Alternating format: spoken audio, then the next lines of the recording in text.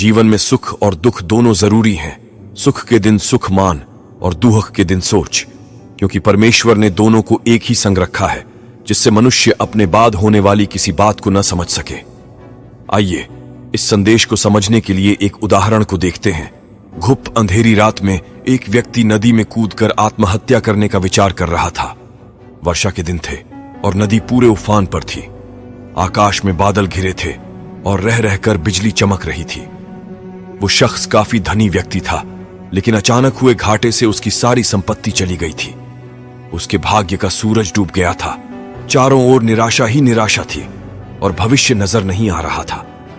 उसे कुछ सूझ नहीं रहा था कि क्या करे, तो उसने स्वयं को समाप्त करने का विचार कर लिया और नदी में कूदने के लिए जैसे ही चट्टान के छोर पर खड़ा होकर वह अंतिम बार परमेश्वर पिता का स्मरण करने लगा, तभी दो बुजुर्ग परंतु मजबूत बाहों ने उसे रोक लिया।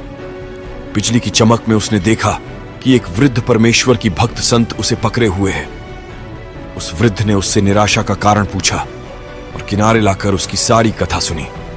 फिर हंसकर बोला, तो तुम ये स्वीकार करते हो कि पहले तुम सुखी थे? सेठ बोला, हां, मेरे भाग्य का सूर्य पूरे प्रकाश से चमक रहा था। सब ओर मान सम्मान और संपदा थी। अब जीवन में सिवाय अंधकार और निराशा के कुछ भी शेष नहीं रहा। वृद्ध फिर हंसा और बोला, दिन के बाद रात्रि है और रात्रि के बाद दिन। जब दिन नहीं टिकता तो रात्रि भी कैसे टिकेगी? परिवर्तन प्रकृति का नियम है। ठीक से सुनो और समझ लो, जब तुम्हारे अच्छे दिन हमेशा के लिए नहीं रहे तो बुरे दिन भी नहीं रहेंगे। जो इस सत्य को जान लेता है वो सुख में सुखी नहीं होता और दुख में दुखी नहीं होता। उसका जीवन उस अड़िग चट्टान की भांति हो जाता है जो वर्षा और धूप में समान ही बनी रहती है। सुख और दुख को जो संभाव से ले, समझ लो कि उसने स्वयं को जान लिया।